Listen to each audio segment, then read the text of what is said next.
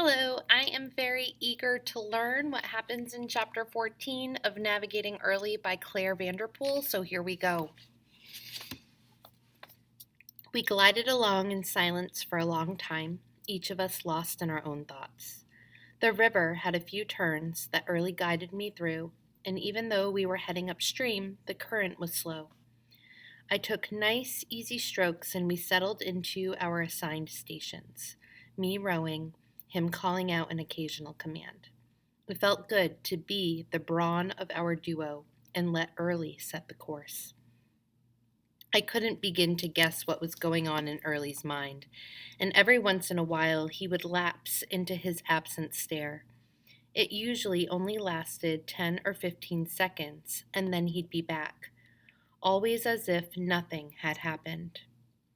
My mind meandered this way and that to Pye and Fisher and Mom and Early, that strangest of boys. And yet here I sat, heading into the wilderness, rowing backward, facing Early. I didn't know for sure that Early really knew where he was going, but I was in it for the long haul. After what might have been a few hours, Early took the length of rope from his pack and began making intricate knots. The sun was rising, shedding light on the folly of our trip. It was one thing to set off in the middle of the night. It had seemed more like a dream. But now, as Early worked his knots, I had a knot of my own forming in my stomach. I rowed harder, trying to keep ahead of the feeling I'd had since the end of Early's last pie story. Early looked up from his knots. "That's sad about Pie's mom, isn't it?" "Yeah," I said, my voice catching in my throat. "You're thinking about your mom, aren't you?" "No," I lied, nearly losing hold of an oar. "Yes, you are." "No, I'm not." "What was she like?" I looked up at Early. I'd never had to describe her before. Everyone I knew also knew my mom. "She was just a normal mom," I answered, not giving Early's question its due. Then I remembered he didn't have a mom. She was pretty and smart, I guess. She knew how to take off a bandage without pulling off the scab. She didn't mind putting worms on a fishing hook. And she was good with words. Her high school teacher entered one of her poems in a contest. She didn't win, but said it was nice to be considered. "What happened to her?" "She died, that's all," I said, surprised to hear myself say it. And then I realized not only had I never had to describe my mom, I'd also never had to explain what had happened to her. I hadn't really spoken of her since she died. People had whispered their condolences at the funeral, but I hadn't been required to give a response other than, "Thank you for coming." Early, however, was not a guest at a funeral. "But what happened?" he persisted. "I don't know." All I could do was keep rowing to stay ahead of myself. Early was quiet, but I knew he was waiting for an answer. "We'd been talking down by the creek," I said, leaving out the part about getting lost during the scout camp out. "She said she had a headache and was going to bed early. But no one dies of a headache. The doctor said she had a brain aneurysm, that she died in her sleep." I lifted the oars out of the water and let the boat glide. But I wouldn't know, because I wasn't there. I was absent, I thought, recalling the words in Early's pie story. I was absent, and I returned too late. I was supposed to be in charge. I was supposed to take care of my mom, but I wasn't even there. I was sleeping in the barn because it was cool there, and because I was mad. When I went into the house the next morning for breakfast, it was still dark. Her chipped teacup with the little red flowers was hanging on the hook by the sink. She hadn't touched it. I went to her room and found her in bed. It shouldn't have happened that way. "You're right," Early said. "Those are two different things." "What are?" I asked, surprised that he thought I was right about anything. "Dying and sleeping. A person should be able to do one without the other one sneaking up on him." I tried to imagine those words coming from my mom, tried to recall Tried recalling her voice. I realized I couldn't hear her saying it. Her voice was gone. I tried to focus instead on how many strokes of the oars I took, and how many times I pumped my legs forward and backward, and how many breaths I took. Eventually, I guess I wore myself out with counting and pushing and breathing. Then I noticed Early pulling items out of his backpack: honey, tobacco, lavender scented ointment, jelly beans. What's all that stuff for? I asked, trying to get my mind off my clenched gut and aching muscles. They're called provisions, things you need on a trip, but you can also call them victuals, provender, necessaries, staples. In the Army, provisions can be called rations, but my favorite is foodstuffs. I know what provisions are, but all that stuff you brought, the honey, tobacco, jelly beans, what's all that for?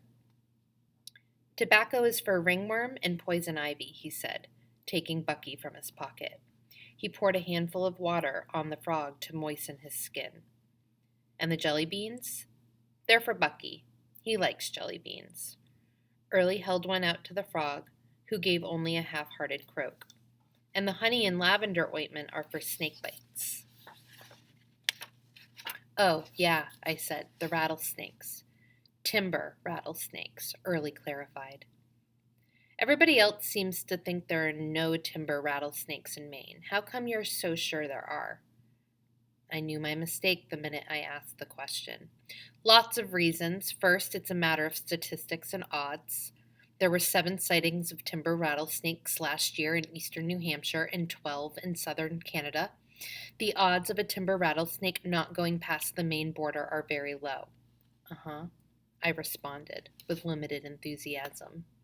And timber rattlesnakes like quiet, remote areas, especially deciduous forests with rough terrain. They find comfortable habitat in open, rocky ledges where temperatures are higher, and they also like cool, thick woods with a dense forest canopy. Maine has both, not to mention the migratory patterns of the timber rattlesnake, which indicate that. Fascinating, I muttered as Early wrapped up his informative segment on the timber rattlesnake. I yawned, but tuned in again just in time to hear his closing argument. Bucky gets nervous when there are snakes around, especially timber rattlesnakes. He stroked Bucky's head. Bucky didn't look particularly nervous. In fact, he looked a little lethargic from his journey so far and hadn't touched the jelly bean that Early still held out in his outstretched hand. I thought about suggesting again that Early let the frog go, but didn't want another lecture on fidelity. I continued rowing in silence. We stopped a couple of times throughout the day, but it was near dusk, and we were both exhausted and hungry. Early's peanut butter sandwiches, apples, hard-boiled eggs, and canned beans were running out fast. We pulled the Maine out of the water and hid her in a patch of trees along the riverbank.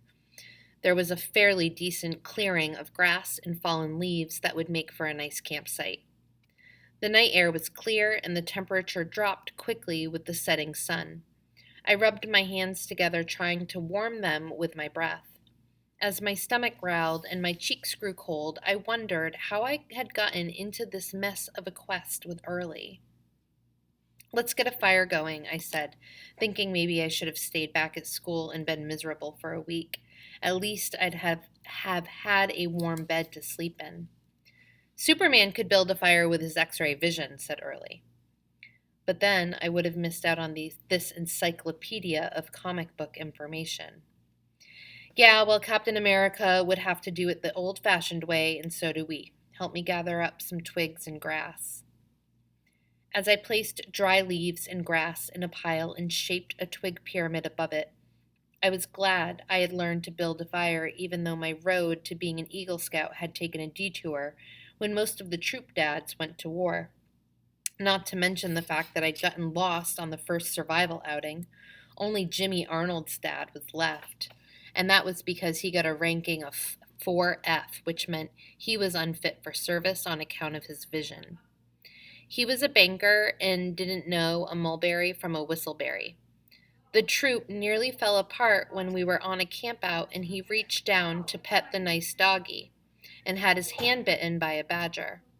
Later, we thought he'd gotten rabies, but it turned out he'd just developed a nervous twitch. I pulled out my Swiss Army knife with its built in can opener and cranked the lids off of 2 cans of beans. We didn't have a bowl, so I set the cans in the dirt and warmed them near the fire. We divvied up the hard boiled eggs and waited for the beans to warm. My mind went to Fisher Ouden. I remembered his happy go lucky face in the picture in the trophy case as he held his championship cup. I wanted to ask Early about his brother, but thought it might upset him, and there was no record here to soothe him with its empty space. Plus, it was late and we were both tired. The beans went down good, and with full stomachs and the warmth radiating from the campfire, we stretched out in silence, Early on one side of the fire and me on the other. It reminded me of the painful, awkward silence after my mom's death. All the boys from the baseball team signed a card, but no one said anything. No one came over. No one even looked me in the eye. It was as if I had something contagious, as if somehow what had happened to me could happen to them. Except for Melvin Trumbold. He came to the house and found me picking cucumbers out of Mom's garden. He was the first person my age to drop by or even speak to me. And he said, "I'm real sorry about your mom." That meant a lot to me. The fire had burned down to glowing embers when I finally worked up the courage to speak. "I'm sorry, Early, about your brother." Early rolled over and said, "That's okay. We'll find him." I found that a bit confusing. "You mean you don't know where he's buried?" "He's not dead, Jackie. He's just lost." I sat up.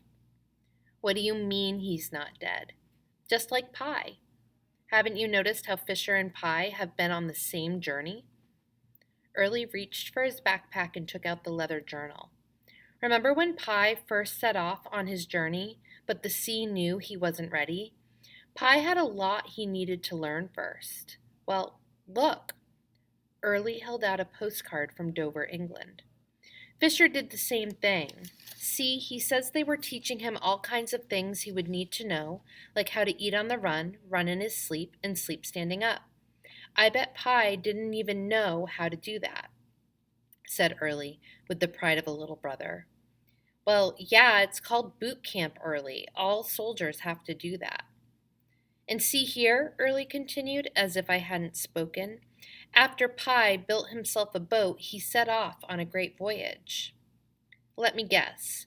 Fisher boarded up a troop ship and sailed off into the sunset." "It wasn't sunset. I saw it in the newsreel at the Anchor Theater. It was really early in the morning, still dark, and they set sail on boats that they could move in water and on land. See here. It was on June 6th, summer before last." "You mean D-Day. That was the invasion of Normandy. But that's not the same thing as... And remember when Pie landed on that one shore and the people were unfriendly? Remember how they threw sticks and arrows at him? Well, look at this." Early handed me a worn newspaper article from the Portland Press Herald that read, "Allied forces storm the beaches at Normandy. Germans answer with deadly force. Heavy casualties in first day." Heavy casualties, Jackie. That means those Germans killed a lot of them. But not Fisher. They missed him. I couldn't believe what I was hearing. Early was shaping the Pie story to match what he knew of his brother's life in the army. I wanted to smack him, but my heart was breaking for him at the same time. I tried reminding him of the facts. But the dog tags. The letter. "They tried to tell me he was dead. They must not have known he said he'd come back. That's what he told me before he left. And now he's looking for the Great Bear, just like Pie. And when he finds him, he won't be lost anymore." The Great Bear. Now it was clear. The Great Appalachian Bear. "Early, you need to listen to me very carefully. Are you listening?" "Yes, Jackie, I'm listening." "They all say they're coming back. Every soldier says that, and they mean it. They want to believe it. It's just that not all of them make it back. I know that some of the soldiers die, but Fisher is still alive and he's coming back. See here? Early said, pulling more newspaper clippings and notes from his backpack. His squad was supposed to blow up the Gaston Bridge along the Allier River in central France. With the direction of the current and the fact that there was a full moon that night, but I didn't care anymore about protecting Early's theories or his feelings. I'd had enough. He isn't coming back, I yelled. Yes, he is. No, he isn't. Yes, he is. Early. Fisher is dead. No, he isn't. Criminy, this could go on all night. Look, you've got his dog tags. You've got a letter from the army. Just like every other family in that squad got dog tags and a letter. What makes you think you're so special that your brothers should come home when the rest of them aren't? Because Pye isn't dead, and if Pye isn't dead, then neither is Fisher.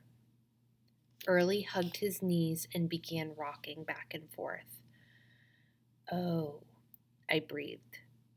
That was why Early was so intent on proving that the Pye of his number story was still alive. That was why it upset him so much to have Professor Stanton suggest that the number of Pye would end. Early had said he wasn't making up the story of Pye, he was just reading it. But I didn't believe him. I thought Early was making up a story until now.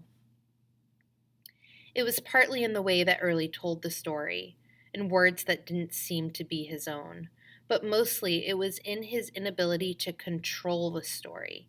If Early needed Pye to be alive in order for Fisher to be alive, why didn't he just create the story that way? Because he couldn't. The story was not his to create. He was only retelling it, translating the story he read in the numbers.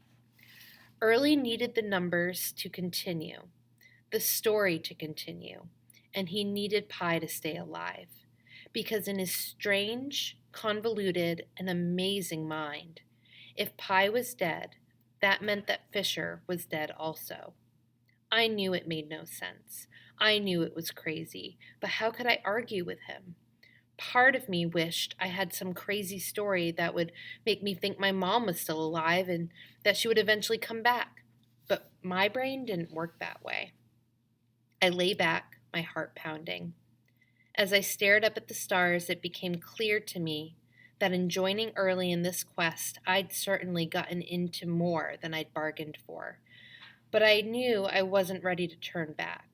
Don't get me wrong. I wasn't continuing out of any sense of fidelity, duty, honor, or any of those other words that Early liked to throw around.